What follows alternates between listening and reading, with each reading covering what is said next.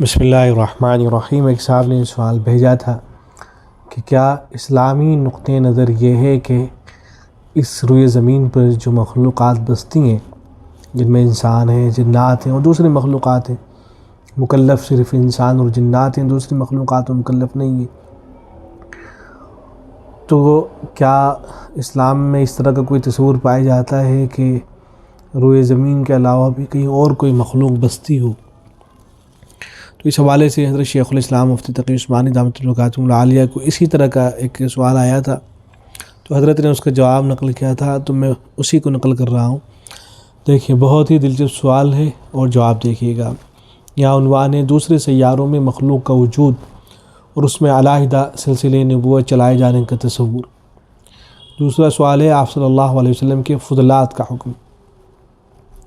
تو یہ جو آج کل یہ باتیں کہی جاتی ہیں نا کہ ایلینز وغیرہ ہیں، تو دیکھتے ہیں حضرت کیا جواب دیتے ہیں۔ پہلے سوال پڑھ لیتے ہیں۔ سوال کیا گیا کہ بمطابق جدید سائنس اس کائنات میں بہت سی دوسری دنیاؤں کا سراغ لگایا گیا ہے، اس کے علاوہ خلائی مخلوق بھی ہے۔ یہ سائل کا خیال ہے، سائل کا نقطۂ نظر ہے۔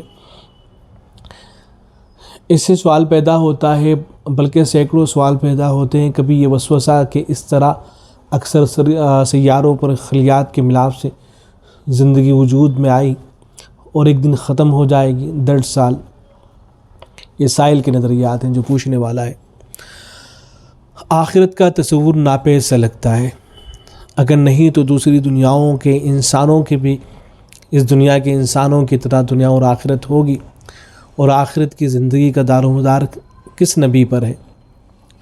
چونکہ آپ صلی اللہ علیہ وسلم ساری کائنات کے نبی ہیں، اس لیے سوال پیدا ہوتا ہے کہ آپ صلی اللہ علیہ وسلم نے اپنی ساری زندگی اس سیارے پر گزاری، تو دوسری دنیاؤں کو کیسے پتہ چلا ہوگا، ہدایت کیسے پہنچی ہوگی؟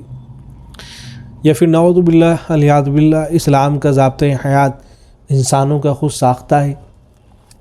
کسی نبی کے نہ پہنچنے کی صورت میں ان کی نجات کا دار و مدار عقیدہ توحید پر، ایمان پر ہے، کیا وہ بھی جنت و جہنم کے ویسے ہی مستحق ہوں گے جیسے ہم؟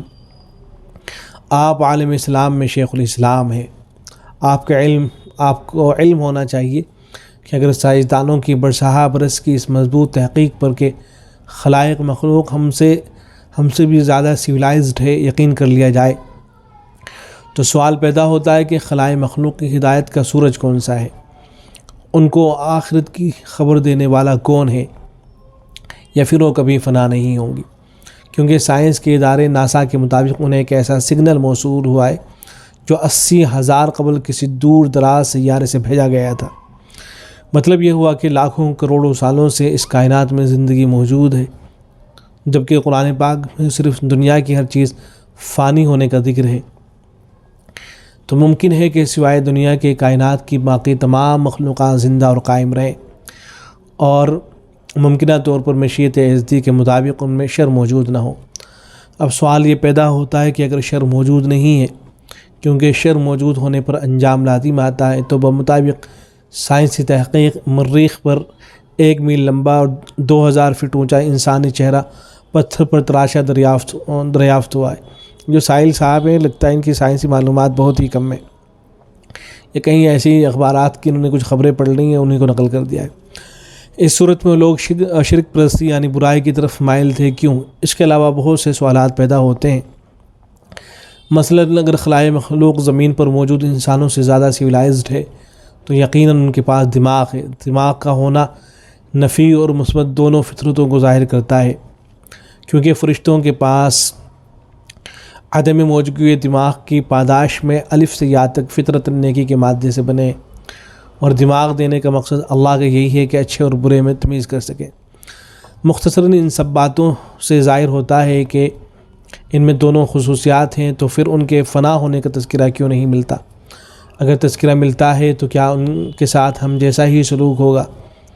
ہم جیسے سلوک کے لیے ان کے پاس اسلام ہونا ضروری ہے، جس کے لیے نبی ہونا ضروری ہے۔ ایسا بھی ہو سکتا ہے کہ اللہ نے بیک وقت بہت سی دنیائیں تخلیق کر دی ہوں، اور ہر ایک دنیا میں انڈیویجولی نبی بھیجے ہوں، اس طرح کہ ایک دنیا دوسری دنیا سے بالکل بے خبر ہو، اور اسی طرح ہر دنیا کے لیے جنت و جہنم بھی بالکل الگ الگ ہو۔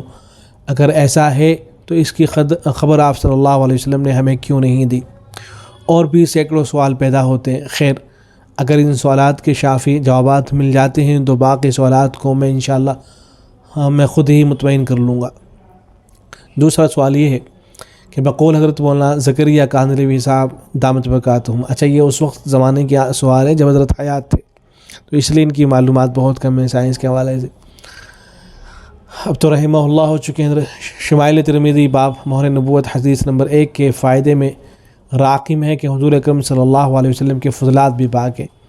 اگر ایسا ہے تو آپ صلی اللہ علیہ وسلم کے فضلات کو پانی میں بہا کر نالوں کو گندے پانی میں کیوں بہاتے تھے، یا پھر اس جگہ فضلات سے مراد صرف پسینہ مبارک ہے؟ فضلات پاک ہونے کی برائے مہربانی وضاحت فرما دیں۔ نمبر 3، اللہ آپ کے درجات بلند فرمائے۔ میں آپ کے کتابچے راحت کس طرح حاصل ہو میں آپ کا سبق آموز واقعہ پڑھ رہا تھا کہ آپ کی شان میں مشورہ دینے کی گستاخی کی جسارت کو واجب سمجھا۔ دیکھیں جواب میں حضرت نے کتنا جواب لکھا ہے، مختصر بہت ہی، چونکہ فتاوی تو مختصر ہی لکھے جاتے ہیں۔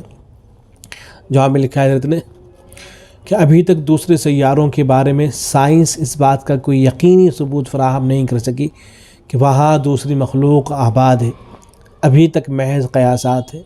اللہ رب العزت حضرت مفتی صاحب کو جزائے خیر عطا فرمائے۔ یہ جو صاحب تھے انہوں نے جو بنیاد رکھی تھی اسی کو سارے کو منظم کر دیا ہے حضرت نے، تو یہ محض قیاسات ہے۔ لیکن اگر وہاں کوئی دوسری مخلوق ہو، اب جواب سنیے، اگر وہاں کوئی دوسری مخلوق ہو تو عقلاً یہ بھی احتمال ہے کہ وہ انسان کی طرح مکلف نہ ہو بلکہ جانوروں کی طرح غیر مکلف ہو، یہ بھی احتمال ہے۔ اور یہ بھی احتمال ہے کہ مکلف ہو اور اللہ تعالیٰ نے ان کی ہدایت کے لیے نبوت اور رسالت کا الگ سلسلہ جاری فرمایا ہو۔ اس دوسرے احتمال کی تائید حضرت عبداللہ بن عباس رضی اللہ عنہما کے اس اثر سے ہوتی ہے جس میں فرمایا گیا ہے کہ اللہ تعالیٰ نے اس زمین کے علاوہ 6 مزید زمینیں پیدا فرمائی ہیں اور ان میں سے ہر ایک میں نبوت کا الگ سلسلہ جاری فرمایا ہے۔ حضرت مولانا قاسم نانوتوی رحمہ اللہ نے اس اثر کے بارے میں تحذیر الناس کے نام سے ایک مستقل رسالہ لکھا ہے۔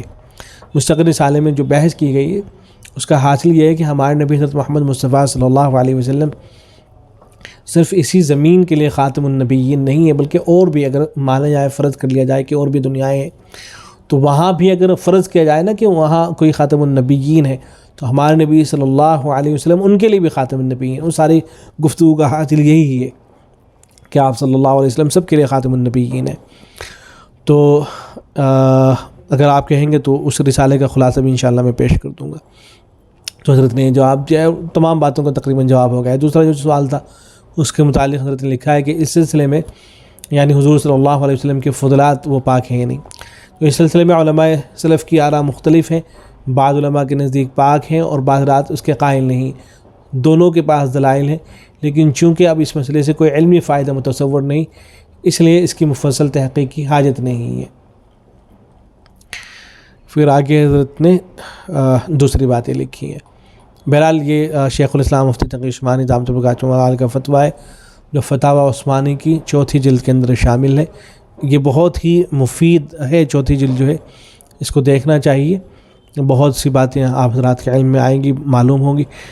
والسلام علیکم ورحمۃ اللہ۔